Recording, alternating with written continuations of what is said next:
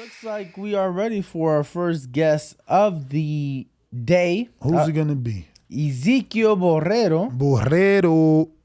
Man, I seen this kid sparring. He's the real deal. Real deal, champ. At least that session, right? Ezekiel, you were doing your thing. I had to run up to him like, bro, what weight are you? I thought you were bigger than what Than what you really are. Yeah, because of the fact of like who he was sparring, which we won't say any names, but I'm like, wow, why is this guy sparring this guy? I thought you were like a 54-pounder, honestly. For whatever reason, I felt like I've seen you spar someone that is 47 or 54 in that gym and just always thought that's what you were until obviously the day that I asked your weight. But how are you? Good morning, man. Was it hard to find? Did it send you to the back? It sent me to the back, but I found my way around. It's cool. It's not that hard to find. Yeah. All right. Can you just point this up a little so that perfect. Yeah, man. So I don't know why it always does that. It's kind of frustrating. I hope we don't have that issue in the new building. It's crazy. Because that is a front and a back in the new building too. Mm-hmm. But can you tell everybody where you're from originally? I'm actually was born here in Vegas. I was raised in Puerto Rico. Oh. Yeah, so I got both Puerto Rican and Mexican. My mom's Mexican, my dad's Puerto Rican. My dad used to be a professional fighter also. Unfortunately, he wasn't able to pursue the career 100%. So he had to quit boxing and a lot of problems happened. But me and my brother Joey Borrero started boxing as well at the age of like 5-6 years old. I was being trained by my grandpa. Just an amazing sport, man. I didn't love the sport when it started at all. I hated the sport, but like around 9-10 years old, I started loving the sport again. But then Whoa. At 9 and 10, you started to love it again. So wait, when you first found it was how old? I was 5, 6, around there. Yeah, because and you fell in love until 10. Yeah, well, the thing is that it was forced. I didn't want to do the sport. My grandpa was my trainer. He was the one, because my family in Puerto Rico is a big boxing family. Mm-hmm. So Puerto Rico in general, man. Yeah, in general, honestly, it's just. So who's Puerto Rican in your family? My dad. Okay. Yeah. It's funny. We just had Freddie. What's his last name? Rojas. And he's Puerto Rican and Cuban, right? I think Mexican and Cuban. Mexican and Cuban. He's really, really good. But it's always the Caribbean hitting on the woman. In your case, obviously the Puerto Rican dad. In his case, it was the Cuban dad. So it's pretty funny. But go ahead, continue. Yeah. So my grandpa was the one that forced the sport into me. I didn't want to do the sport when I started. Mm-hmm. But then years went by. I started loving the sport. At like 10 years old, I started loving the sport, and I started like actually getting up, going to run every morning with my grandpa. And unfortunately, he passed away due to cancer. Oh, my condolences. Yeah, thank you. And that hit me really hard, So I was like, you know what? I want nothing to do with the sport anymore. So I stopped boxing. What year was that? Or how old were you? That was when I was almost 11. Almost 11. So a year after quitting. Yes. Or stopping. Yeah. So the thing now, after I did that, then I just committed to just doing school sports, soccer, baseball, whatever I could do. Basketball. I played it all. Got here to Vegas due to some issues. Like my mom got custody over us again because my dad left us in Puerto Rico with our grandpa and my grandma. Due to him having problems over there, he had to move to North Carolina. So my grandma and my grandpa were the ones that problems in Puerto Rico. Yeah, What kind of problems? So your dad was Well, he was coming up. He was pretty well known, and then he just had bad. So y'all was like from the caserillos over there in Puerto Rico. Yeah, type of thing. Yeah. Where were you from? Well, I'm from Copey Alto, Puerto Rico. Okay. Yeah, Copey Alto. And then the thing is that when you're coming up, a lot of people know you, so you have to have a lot of people defending you. Mm-hmm. And if you don't have the right people, then things are gonna happen bad. And that's what happened with him. He had to move out, go to North Carolina. Now he's living over there. With thank God that he's good and everything. I love my pops even though he wasn't there for me to raise me. I actually love the fact that I was raised with my grandma and my grandpa because they taught me everything that I know, and the way that I am is because of them. You know, they always encouraged me to help out others and just do the right things. You know, like they weren't bad people at all. Like I love my grandpa and my grandma. You know. So, do you and your father have a relationship now? Do you guys talk often, or We talk here and then, you know, like every other day we talk. He calls me and that's often. see how we're doing over there, and always asking me if we have any fights coming up, and he's always trying to stay updated. Yeah. Okay, that's cool. That's cool. So, who are you living with here in Vegas? At the moment, right now, I'm living by myself. Okay. When I moved here, I was living with my mom. That got at like the age of 14, literally the age of 14, because it was like the day of my birthday when I got here. I went to Chaparral High School, graduated from Chaparral High School. Shout out to everybody that went to Chap. I did actually the most awkward sports that have nothing to do with this. You know, the only sport that was kind of related to this was wrestling. I did wrestling. Then I played. Look cocky as hell. I did volleyball and I did tennis. So which is like very diverse, like different sports that have nothing to do, you know. No, I don't know. I think the tennis, you definitely need to have phenomenal footwork for tennis. Yeah, for And tennis. stamina. And the stamina, of course. It definitely helps because a lot of sprinting. Yeah, but I mean, rather than everybody like they wanted, like my coach always wanted me to play. Oh, get into football, get into track, get into this. That's gonna help you in that sport, you know. Yeah. So I just played those sports, and then after I graduated, my mom took us to Mexico to meet our family over there. I met how my was that? family. It was really good. It's nice. I love Mexico. You know, it's just amazing place to be. Everything is like super nice down there, and it just gets you connected with a lot of culture. There's a lot of culture down there. But when we went over there, came back. But after I all met this my time, family- this is in Puerto Rico. No. no. Here. Vegas. That's here in Vegas when Okay. I moved back. Yeah. Then after that, I moved back. We went down to Mexico to visit. I think we only went for like 2-3 weeks or so, just a little vacation. Came back.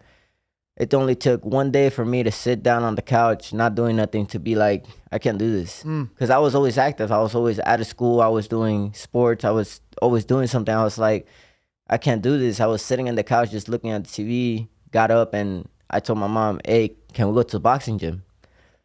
And she was like, yeah, because she wanted me to box. She was the one that, when I got here, she wanted me to box as soon as I got here. But I didn't because of what happened. So I started actually boxing with Amado Vargas at his gym when he had it out Civic Center in Cheyenne. That's where I started boxing. And then after that, there was I think I trained with him for about a year.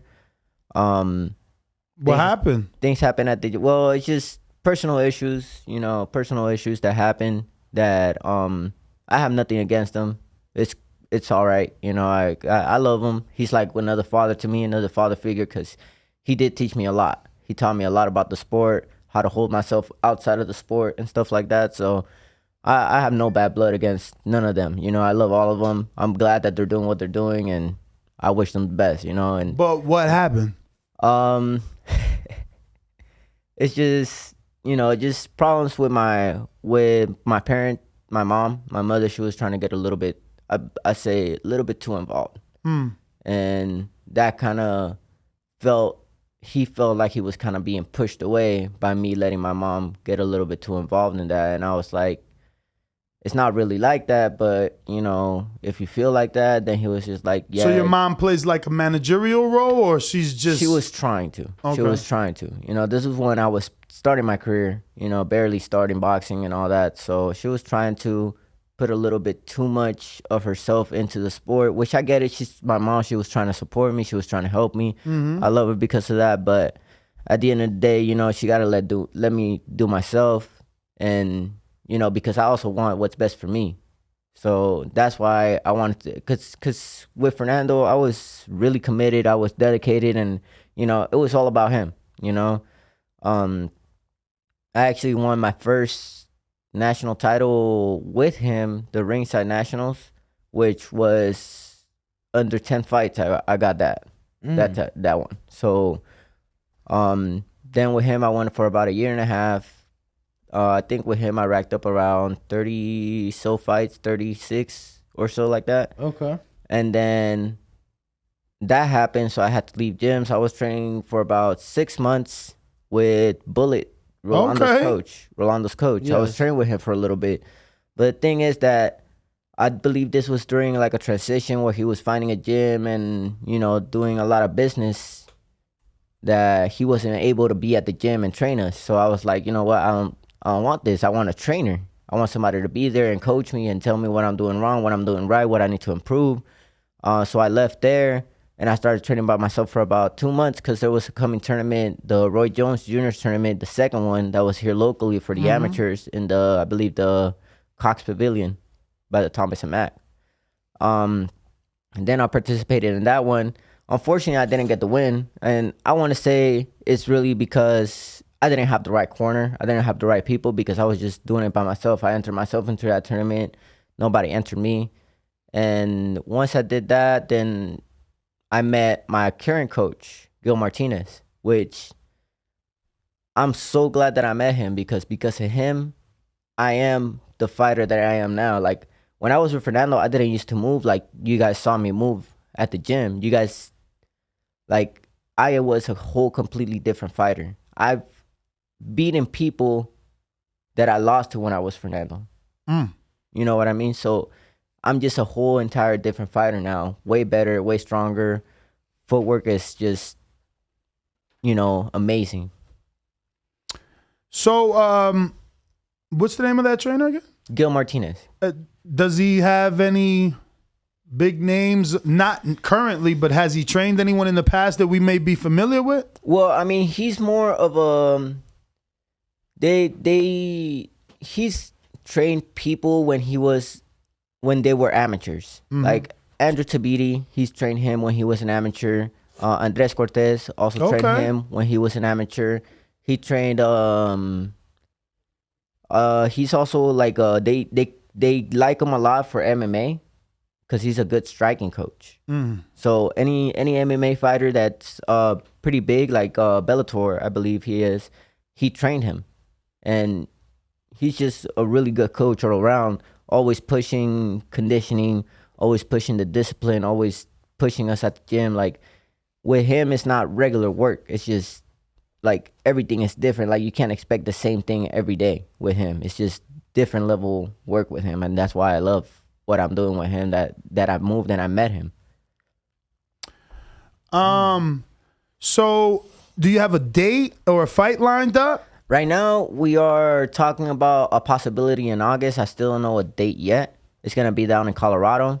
I'm going to go next week, go talk to the promoter. We still got to talk about the opponent, the date, and the purse and all that stuff. So I got to go down there, talk to them. Also, I got family down there, which is my brother and my mom. Then I'm going to go meet down there.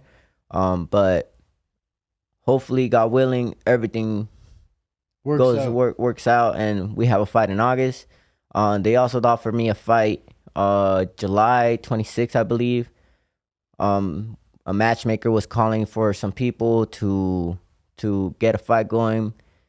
Right now, honestly, the way it looks like, I got word from other people that matchmaker got the word to that guy. So it's not looking bright for me to get a fight. What you mean got the word? So basically, I sent in my name to that matchmaker.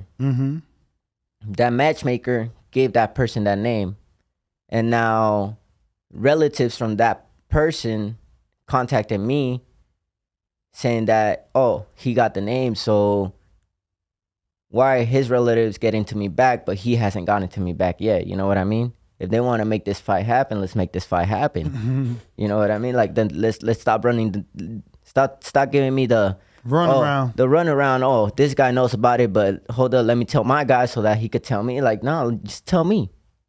Like, what we scared about? You know, if we're gonna make this fight happen, let's make this fight happen. And where would that one take place? California. And so right now you don't have a promoter then? Right now I do not have a promoter. No, I do not. Do you have a manager? The one that's managing me right now is my coach. He's the one that's helping me move around and everything like that. Nothing signed yet, but you know, he's the one. How many fights? 5. And where have your 5 fights been? And they all been in Mexico, TJ, Guadalajara, Colima. So it's just all been down there. So this would be your first American fight. Yes. Yeah. All right. Yeah. Oh, That must be exciting for you, especially saying that your mother and brother live out there, right? So I'm sure they'd be there to support. Yeah, no, yeah, it's exciting, man. Yeah, I wait, in California? Colorado. Oh. How many amateur fights total? Total, I think I was about 58 fights in about 3 years that I racked up. Any tournaments? I went to the ringside tournament, title nationals, went to the SoCal tournament, and went to the nationals down in Reno, the 2018, I believe it was. I've been to a lot of tournaments actually. Here I went to I don't think it was just a 1-day show, but it was like my biggest accomplishment as an amateur. I believe it was 2018. No, I'm not wrong. The Nevada Boxing Hall of Fame was here at the Red Rock. They were having an event for the WBC amateur belt. Mm-hmm. And that fight, it was kind of nerve-wracking for me at the same, but I don't know. It was just because I got to fight Amado Vargas, my old coach's son. Oh. So it was like after obviously after separating all of this, with this new trainer. Yes. Did you win? Yes. The fight's actually, if you guys want to watch it, it's actually on YouTube. You just got to look up Amado Vargas versus Ezekiel Borrero, and it's going to be right there. So I'm assuming you've already sparred his brother then. Which one? Emiliano or for Emiliano? Actually, I haven't sparred Emiliano. I have not sparred Emiliano. They wanted some work, I believe, before his fight on Triller that he just had, his first fight, which, congratulations to him for winning. But during that time, I wasn't able to due to some personal issues that I was having, problems with work and my transportation. Wait, you got a full-time job? Yes. Yeah. Nighttime? No.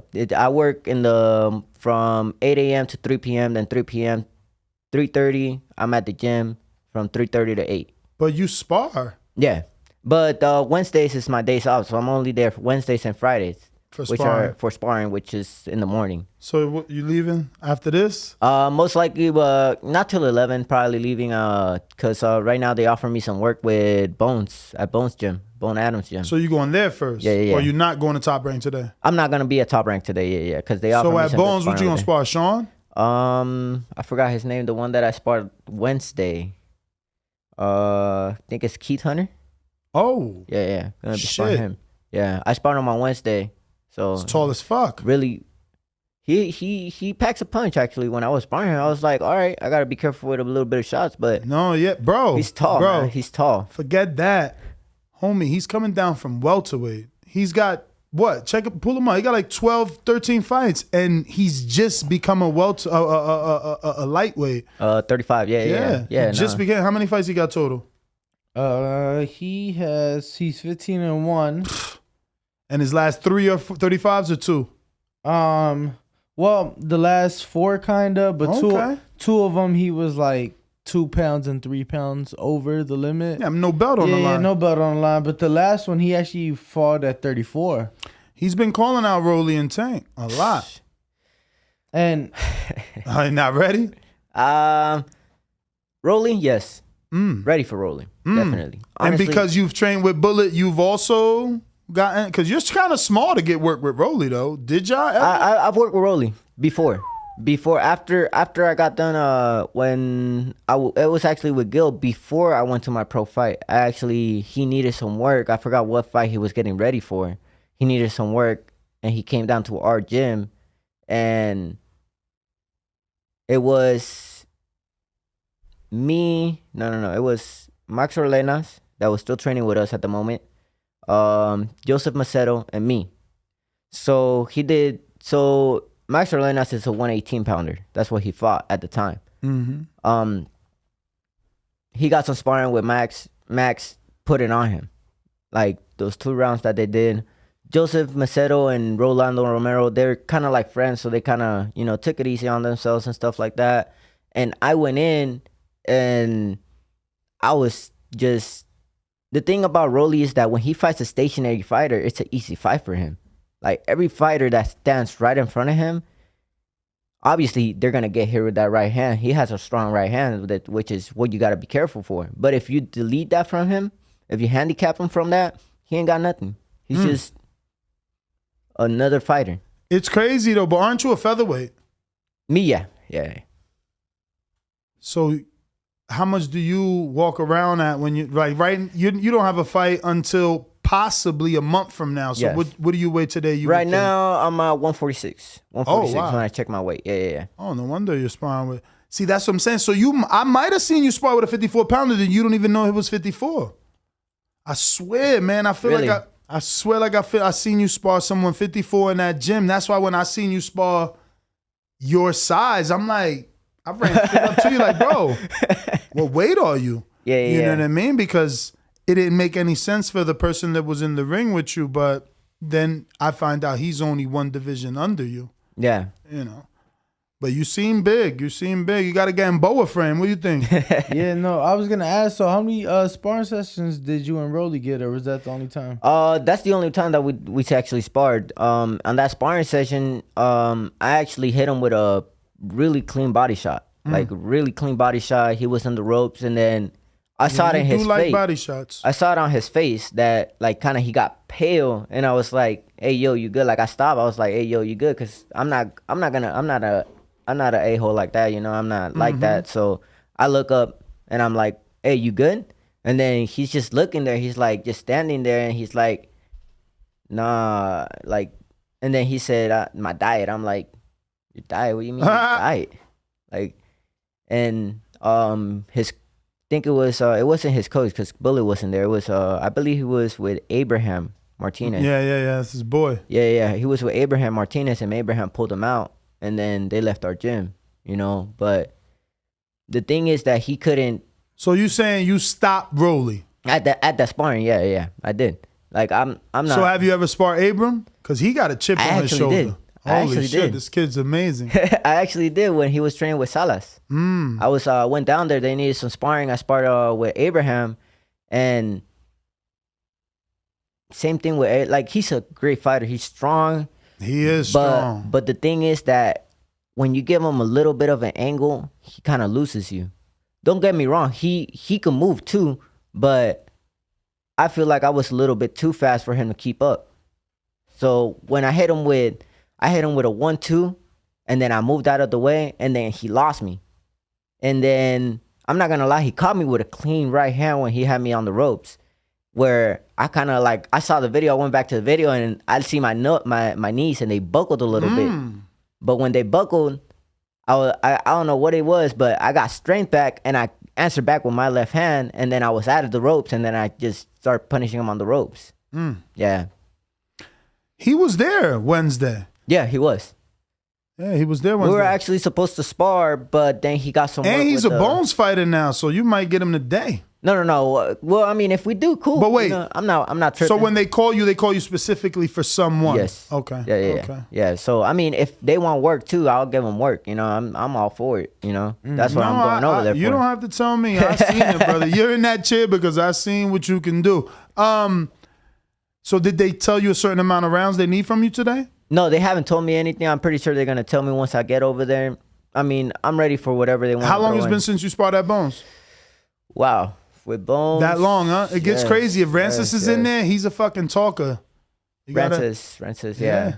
Yeah, they're gonna Rancis Bartholomew. Like they're gonna be cheering or not cheering, but like giving direction. They're cool people though. Yeah. I train them. I love them. You know, both of them are really fucking like funny. They're funny. I love them because I understand the way that their little slang and stuff like that. Yeah, so I love them. You know. Yeah, man. What do you think about Rancis Bartholomew taking on Gary Antoine Russell? That fight's official now. 140. On that fight, you sparred Rancis? I haven't. No. My brother has though. My brother Joey, he has. How many fights your brother has? I think he's 10-0 now. He's Pro? 10. Yes. Oh wow. Same manager? 9 KOs. No, he actually has a different manager up in Colorado. Have I met him? He's not been at Top Rank, right? No. Well, actually, he has, but it was a long time ago. It was a while back, so I'm not too sure if you guys. So is he not fighting or he is fighting? He's fighting now. Currently, he's gonna fight. I'm actually gonna be on his undercard for the Colorado fight in August. So that fight is gonna be I already got a fight. It's just that we're looking for an opponent. So that's what we're waiting for now. Okay. Wait, so your brother's the main event? Yeah. Oh wow. So what? Your brother's like the star in the family? He just started first? He's the one. Well, he never quit boxing. He was always boxing. And what's his name? Joey Borrero. Never seen him. Yeah. So they're building him up in Colorado. So that's why. Oh, he lives out there. Yeah, he lives out there. So they're building up out there. He's actually doing really good. They're taking really good care of him. So, Who's he working with? His coach, I believe, is called Raul Otajara. Is the one that he's his coach is. Yo, Crawford's out there. What weight is your brother? He fights at 135. Too small. Yeah. 6'1" though. El hijo de Dios. Hijo de Dios. Yeah. That's my brother. Oh wow.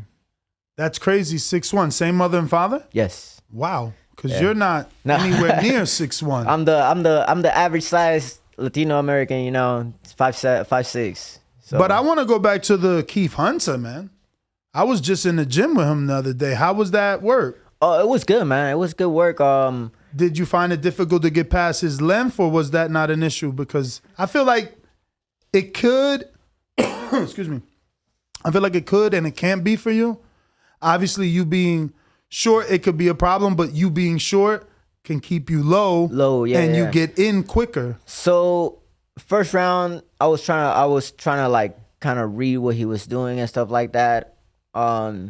So my thing is with a taller fighter, I like punishing the body because there's no point in me reaching up. The body's right there. So I stay low. I use my feint. I work in. The thing is that sometimes my bad habit is I jump in. I jump into the punch. I don't, walk set it up with a jab. Set it up with a jab sometimes. Where he caught me off guard and hook or straight? Straight. Because I was jumping in. It didn't hurt. It just like a flash, flash punch. Like he caught me off balance. He caught me midair. You got winning headgear? No. I got ringside. Okay. Yeah, ringside open. Yeah. I gotta see it again. Yeah. So he caught me with a right hand coming in on the ropes, which it didn't hurt, nothing like that. It just a punch that I didn't see coming at the time, and I was already jumping in. So midair, he caught me. Kind of sat me down, and I was like, all right. So I got right back up. And wait, sat you down? Yeah. I'm not gonna lie. I admit what he said he did on the sparring. Because Wednesday, this fucker right here is his fault. He got hot. Wednesday, he put you down? Yeah. Oh, shit. I mean, look, sparring is sparring. Better in sparring than in a real fight. Yeah, that's what I'm saying. It ain't no box rec for sparring. But shout out to you for being so fucking straightforward with it. Yeah, like nothing. No. At first, I thought put you down with some sort of slang. I'm like, wait. He put you down? I'm like, what? Yeah. He gave me a good right hand, sat me down, and then but it didn't hurt. It was like a flash knockout, so I got right back up. This was in Top Rank? Yeah. Wednesday. That you must have got mad. I wasn't mad. It'd be a lot of people there. I wasn't as mad. I was just more like, all right, I did something wrong. I got to fix it. So what? Oh, you said it already. You jumped in. I jumped in, so I was like, you know what? Let me sit back on my punches a little bit more. Let me get comfortable. But you are 26 though, so if he's 35, he's probably fucking 47 right now. He don't gotta fight. And man, he might. They trying to put together a show. Damn. I mean, they asked me for some sparring, so I'm pretty sure he's getting ready for a fight. Yeah, they are trying to put together a show. Yeah, they have something lined up. I think they just pushed the date back. What they said, June, July. It was 2nd, and now it's the 9th, maybe? No, so, yeah, he was going to be on that. The card for the 2nd got pushed to a date that has yet to be determined. Okay. And then the 9th is something else. Yeah. Yeah, look, they're saying you got nothing to hide. You're a real stand-up dude. Because this is obviously live. Yeah. As well as podcast. Wow. Fucking Keith, huh? I missed that. No, man. I like being in there, man. I love it. People like, oh, you guys, what do you mean you work 15 hours? They don't understand that. We come here 5 o'clock in the morning, but then from here, we're like in every gym because, look, you don't have a promoter. You know, it could have took my audience another 2 years to get to know you, you know, if I wasn't in that gym seeing what I'm seeing. So, yeah, man, it's a blessing to be allowed in there and you guys let us watch you work and, you know. And I appreciate you guys for having me here. You know, it's a real good opportunity, real blessing. No, thank you, man. I hope. Thank you, brother. It's funny. We actually work with a management team, but he's fucking so busy right now. They got to fight. You know Jeremiah Milton from out here, right? The heavyweight, dreads. He's been on Top Rank. It sounds familiar. I probably have trains seen him. at Knot City, Mayweather gym. Mayweather. I probably have. All right, you know Shane. Shane, that's his fighter. Okay. Yeah, actually, that's funny because Shane is with Bones too. Okay. Yeah, Bones is his trainer. Also, his other fighter is Jamal Pemberton. Tall kid. Tall. I don't think he's local to here, but he lives out here now. Okay. Him and Jeremiah actually live together. Who else does Mike have? I'm trying to think. Oh, I know you know Quoctavius Cash. Yeah. That's his fighter. Okay. Mm-hmm. Oh, okay. So I probably seen him around. Yeah, definitely. I probably seen him around. I'll hook you up. Yeah. Give you the number, man. Okay, for sure. Thank you, man. He actually is Missouri, right? That's where they're going for Jeremiah? Yeah, Jeremiah's fighting in Missouri, so that's where he's at. And believe it or not, he had amazing success with this creator class shit. I know people don't know because we're like boxing, but they did some other YouTube fighting thing that didn't, obviously it doesn't have the reach of a Jake Paul, but they sold like 4 million. They made like 4 million, fucking sold 100 and something thousand pay-per-views. That shit got really big. Yeah. That's good. Yeah, it got very, very big. So being from here, locally too, ever got work with Devin? Yes. I actually worked with Devin Haney also. How long ago? It was about a year ago. Okay. Yeah, I forgot what fight he was getting ready for. A year JoJo? ago? No, a year ago would have been Linares. I think it was no. Nah. No. They probably would have used him for something else. It was for some. Maybe Yeah, it was the for a Dominican? different fight. Maybe the Dominican? I mean, after Linares was JoJo, but before Linares, he was Gamboa. I say he got that Gamboa friend. But you're more Mexican than Gamboa. Yeah. Gamboa's more I want to be more slick. Elusive, yeah. I mean, but with Devin, it's no joke what they say, you know, about his jab. It keeps you at bay. But once what would you have done different though? Because you've been in there. How'd you get past it, or was it you couldn't get past it? Camboso, the thing with him, he didn't change his game plan mid-fight. He wanted to do the same thing. Even at the last round, he kept the same pace. He didn't try to even like go forward or nothing like that. No sense of urgency. No. The thing with Devin, he's gonna outbox you all day.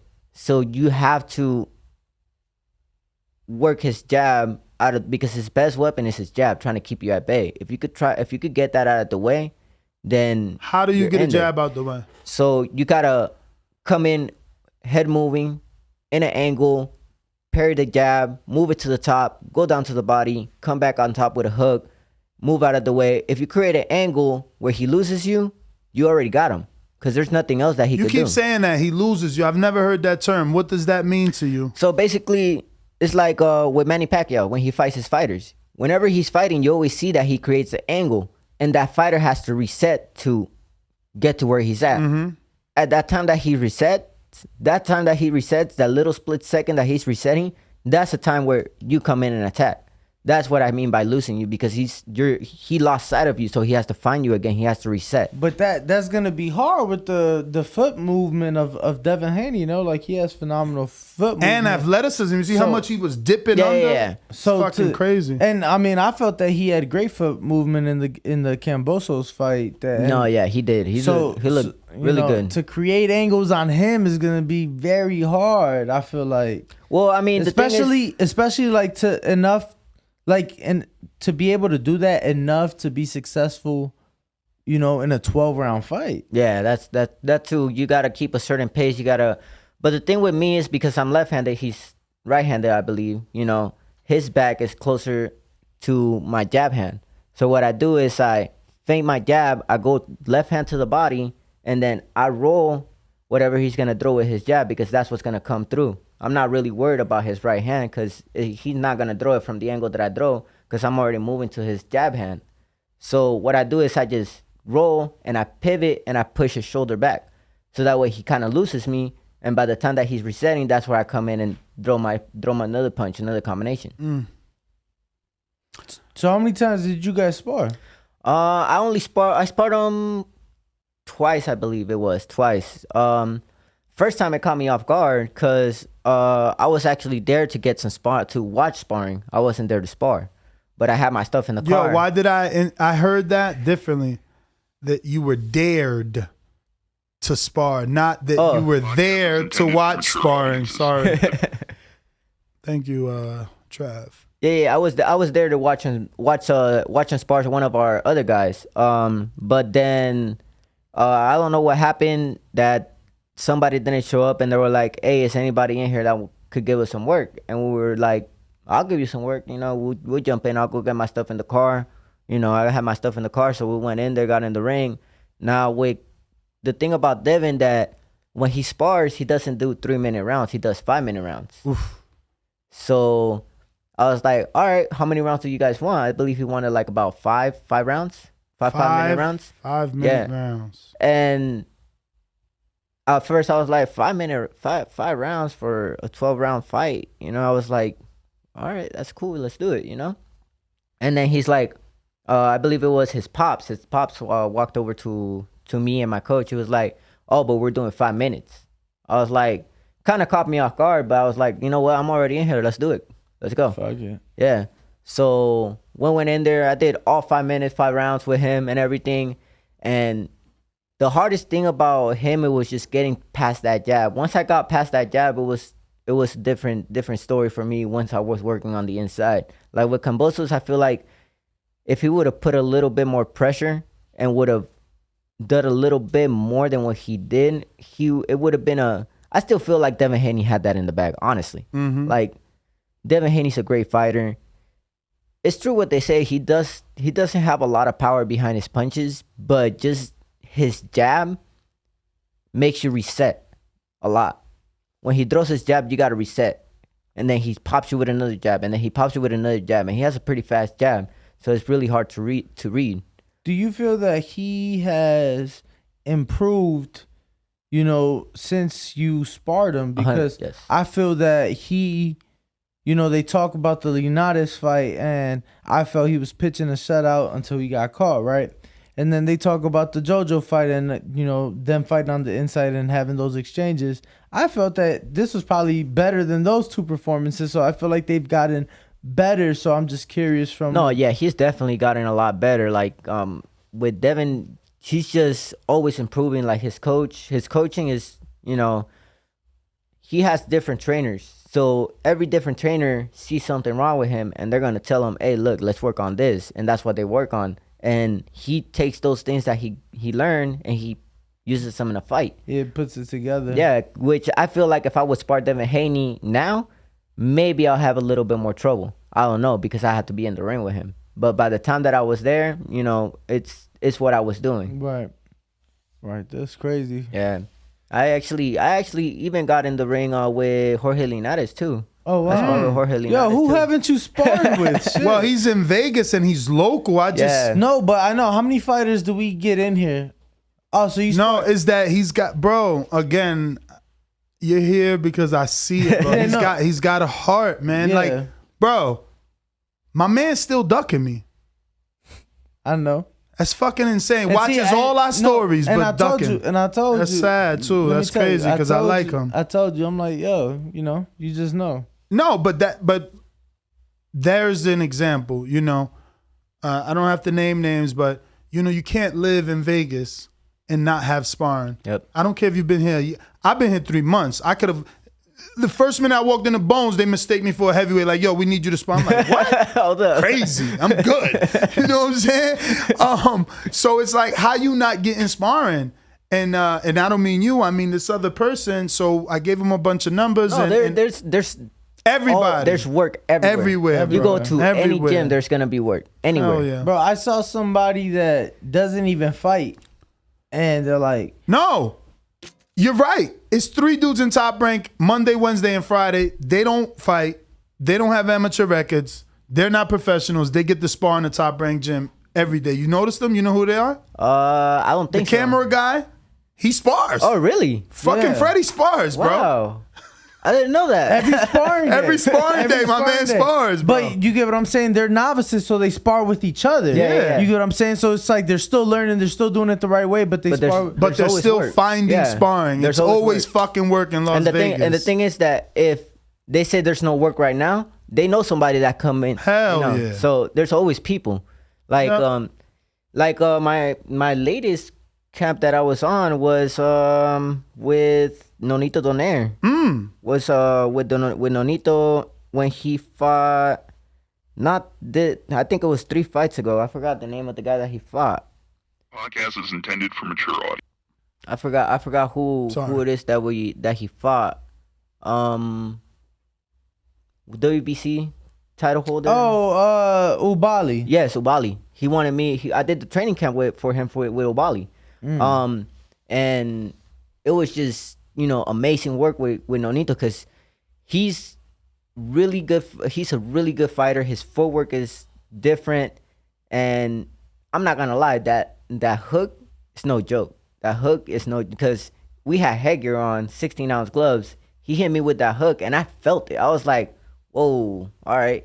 So I had to sit down a little bit more. I was like, all right, I gotta brace myself for that. Yeah, but I love Nonito, his wife, his family, amazing people.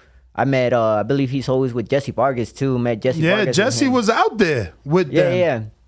Oh, really? Yeah. He Shout out took to pictures Jesse. and everything.